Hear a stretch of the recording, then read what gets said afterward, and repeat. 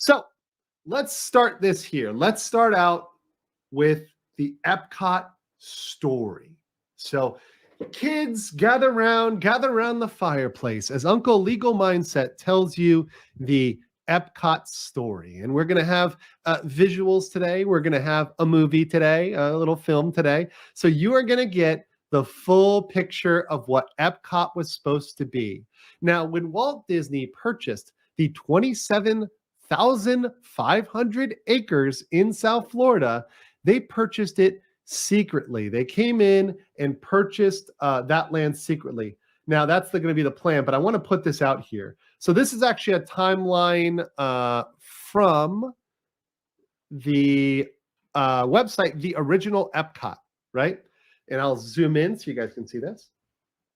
So in 1963, Walt and a chosen group of confidants scouted out tracts of Central Florida swampland called the Reedy Creek Basin, which is an area that is around a creek that was called Reedy Creek, and it was just swampland, orange groves, that sort of stuff.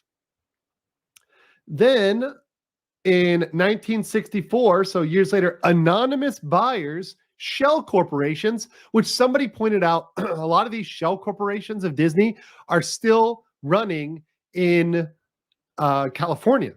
And let me get some water here. Still got this cough. And some people have said, and of course, I haven't confirmed this, but some people have said that the alphabet agencies, the CIA, FBI, those people, they were involved in some of the buying of this property. Now, I haven't done that deep of a dive in that. That's something I would probably call my good friend Robert Barnes for, because he is definitely an expert in the alphabet agencies. But I think there was somebody involved in that. From those people. So they went out there and they bought that up and they spent an estimated $5 million. Now, guys, this is $5 million in 1964 dollars. I haven't actually done that to today. So let's inflate those numbers. Okay. So we're doing a inflation calculator. So let's do, 5 million, and let's bring it up to today's dollars.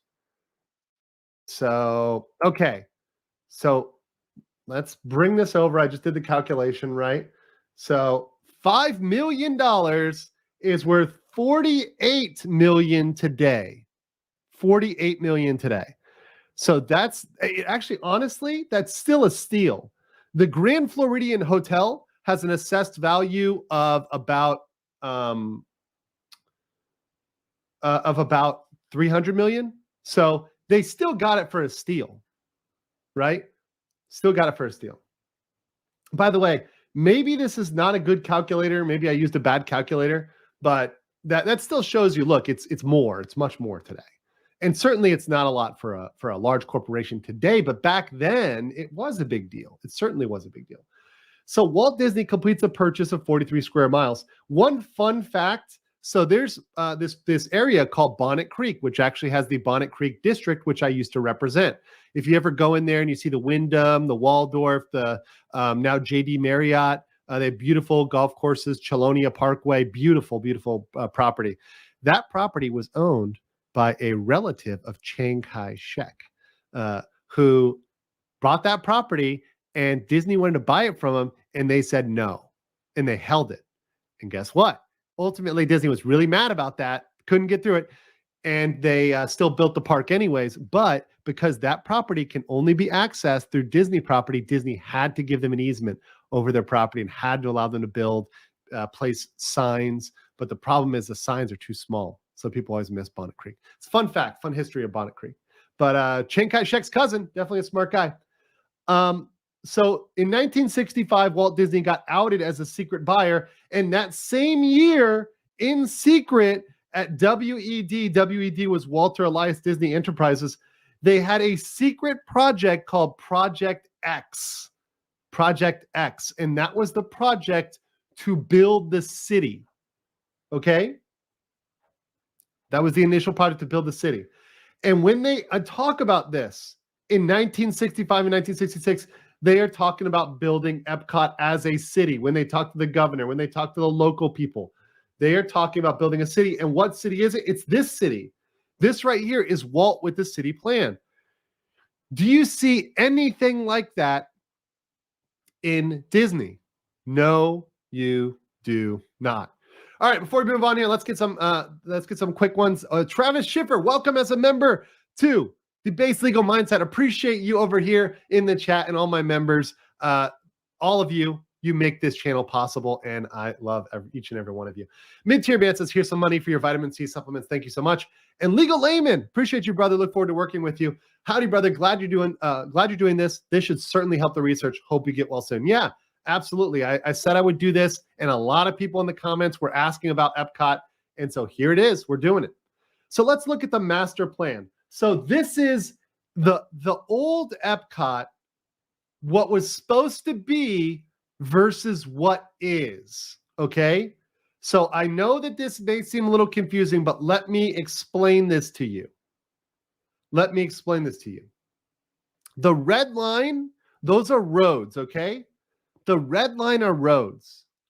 The orange line is the original road, the original road that was supposed to lead into Disney. So you can see that the plan was for it to go through and actually start at an airport. By the way, that airport is kind of where Celebration is. We'll show you later. But that airport does not exist. They never built an airport. So that's another thing. Yet another thing here is that they promised to build an airport. They promised to build an airport. They never did it. This is another broken promise. Are you seeing that?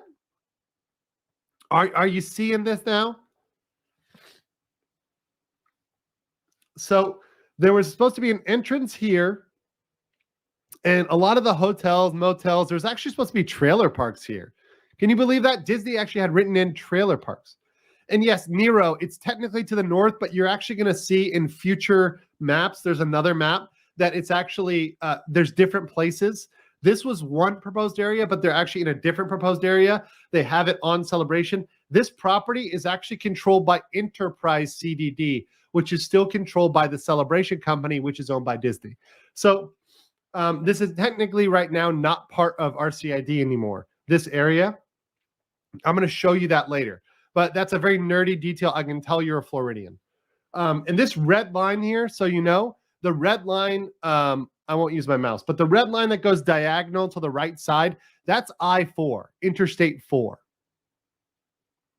Just so you know. So then you see the entrance.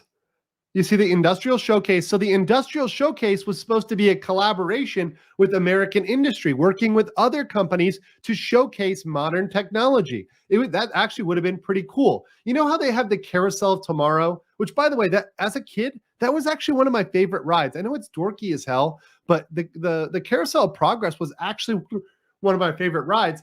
And they used to have Epcot as part of the Carousel of Progress. That was actually part of the Carousel of Progress. But you know, obviously that never happened. And you still see the model of Epcot when you go in the People Mover. I wonder how long before they remove that, because that's kind of a, you know, that's kind of a exposing what they did not do, right?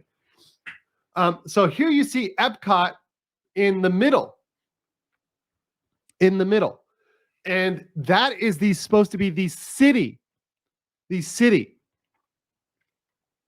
And then up north, where the theme park is, that's a roundabout where Magic Kingdom is.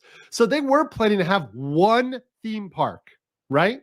So one theme park, but look at the size of the theme park compared to the city or the industrial showcase, right? It was supposed to be, yeah, in a comment in the chat, like the World's Fair, right? The concepts from the World's Fair, sort of like that. But in Disney. Instead, they decided to build, look at the blue. What did they build? Did they build an industrial showcase? Nope. They built more theme parks. They built Animal Kingdom, Hollywood Studios, ESPN, Magic Kingdom, and Disney Springs. None of which are real cities, none of which have real people living in them. And they're not industrial showcases either. They're not collaborations. Yeah, this is very much a company town. So, and let me get this. Billy Aoki says, how much does Disney stand to lose? Billions. No. I've said it, and this has been confirmed. And shout out to Mike, Mexican Iron Man.